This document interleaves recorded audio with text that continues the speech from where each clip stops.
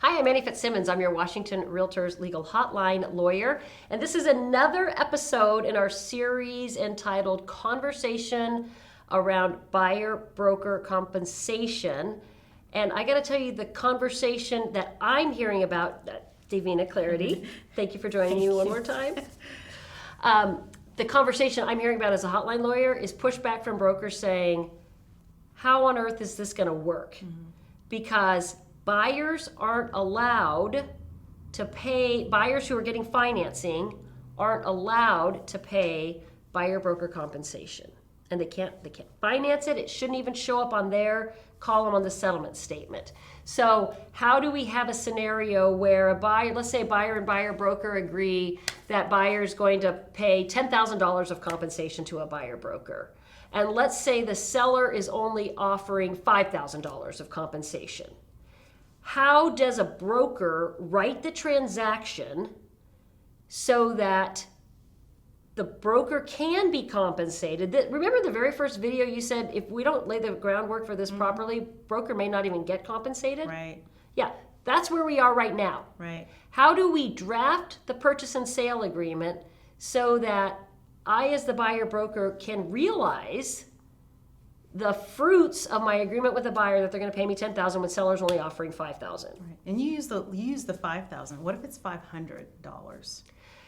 So it doesn't really matter, right? The question is, how are we going to draft the purchase and sale? I'm glad you asked that question because it doesn't matter. The seller could be offering $0, and buyer's offered to pay me as their buyer broker $10,000. How am I going to draft the agreement so that I can get paid even though my buyer is getting financing?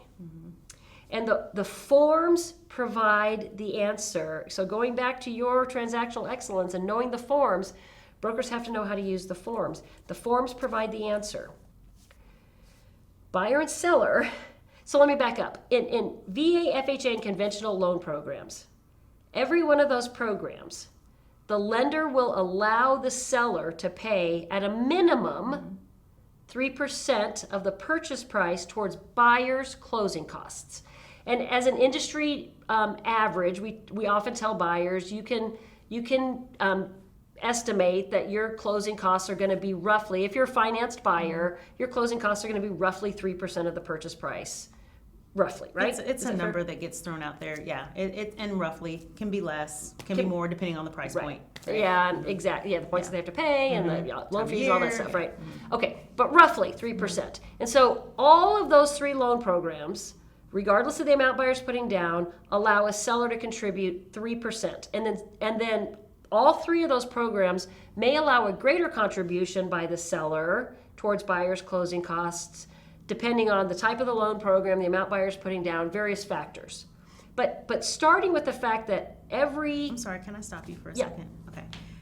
One of the things that and I know you talked to a lender about it, but using the percentage might be hard because there are different loan programs where it's 2%. Like if it's an investment property, the max is 2%. So when you're using that 3%, you might want to say X percent. Or do you need to say the 3%? No, I want to say or use it as an example. Yeah, let me drill down a little farther. I'm talking about a residential transaction where a buyer's purchasing the property, owner occupied. Okay. Now, there are obviously other property type purchases out there, but I want to speak to the concern expressed by so many of our members over how am I going to get paid? Okay. And so the forms answer this question. So thank you for that because you're absolutely right.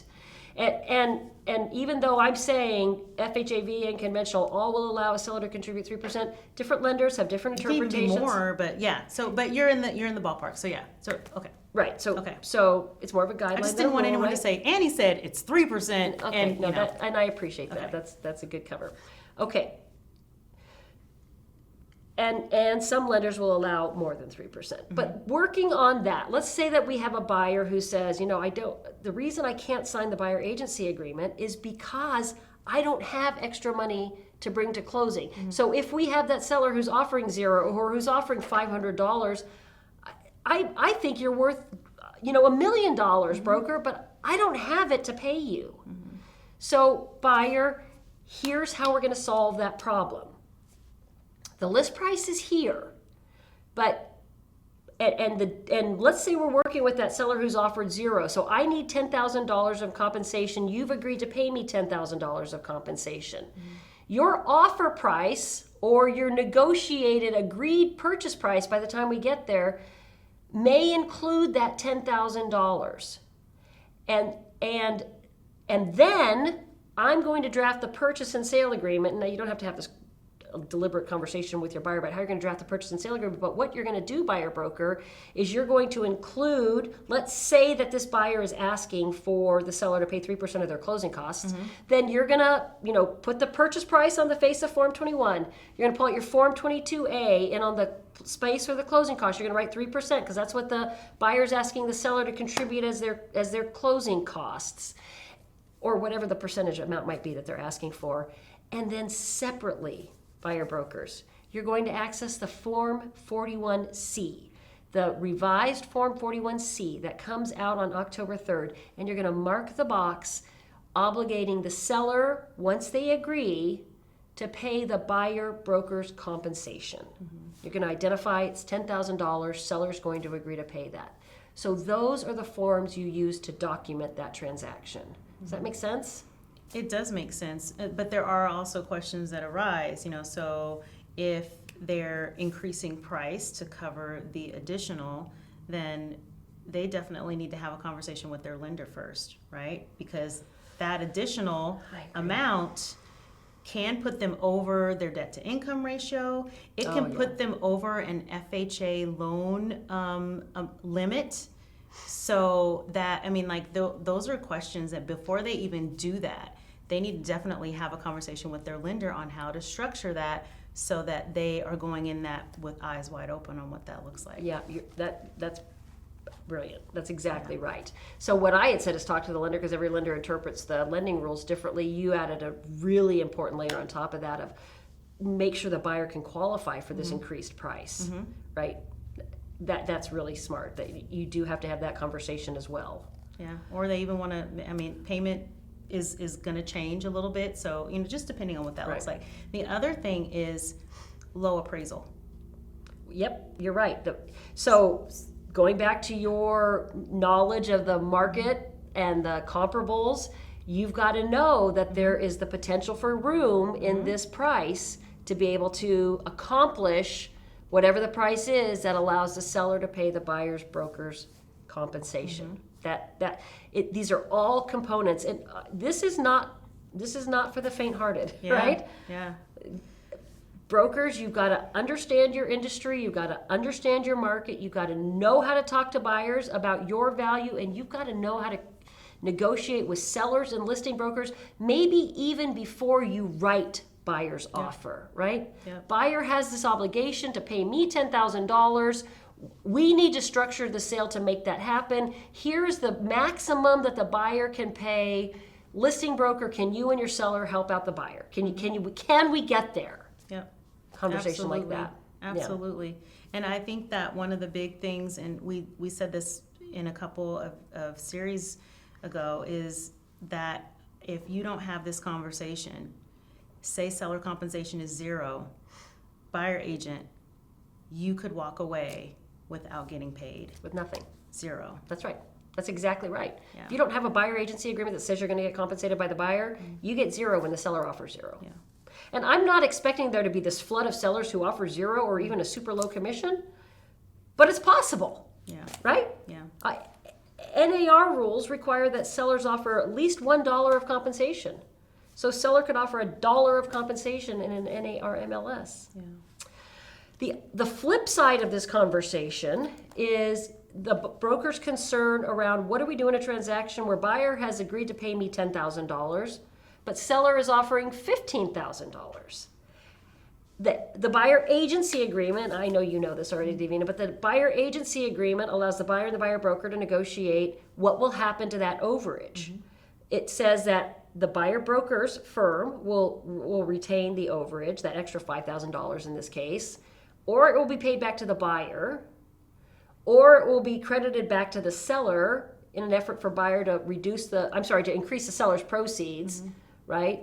by effectively increasing their proceeds. It would be the same as raising the purchase price. But savvy buyer brokers say when the buyer and buyer broker have agreed that $5,000 is going to go back to the buyer, and the buyer is a financed buyer, the lender's going to say, no way is that cash going back to the buyer. Buyer's not going to get cash, which means that in every single case, it's going to go to the buyer broker's firm. So how do we accomplish an outcome that achieves buyer's goal of getting the benefit of that $5,000? And what needs to be made clear in the purchase and sale agreement is that when that money is credited back to the buyer broker's firm, the buyer broker's firm is giving that money back to the buyer to pay buyer's closing costs or whatever the lender will allow. Right. And the other option is you could, if the buyer's going to give it back to the seller, then the seller could reduce the price, but then could compensate it on the back end once on that side. That's true. The money could, that's exactly right. That $5,000 could be used to reduce the purchase price effectively. Yeah. And it would be a wash technically for the seller. Right. Yeah. There are it's a lot. I know. It is a lot. This is, in the very first video I said, this is a more substantive change to the way this industry does business than other forms changes. In my 22 years of working with Washington Realtors, this is a bigger substantive change than any we've had before. And when I say substantive, I mean to the way brokers deliver real estate brokerage services, or at least to the, and that's not true. I don't think the way you deliver services is going to change. It's not the way you deliver services, but the expectation, the expectation of compensation. That's right. You know, we've always taken it for granted. Right. So brokers, if you understand what's coming and you know how to have these conversations with the buyer up front, and then you know how to fill out the forms, and you know the importance of having communication with their industry partners, lenders, in advance, then you get there. Yeah. But if you pick up the forms for the first time on October 3rd and try and figure out what's going on, good luck. Yeah. Well, you can look at the forms now. They're in there to view. So that's right. Get a hold of them and start reviewing and getting familiar with the changes. It's really important. That's right. And if you have questions on this topic or any other, visit warealtor.org, click on the legal hotline, and ask me a question. Thank you for being a Washington Realtors member.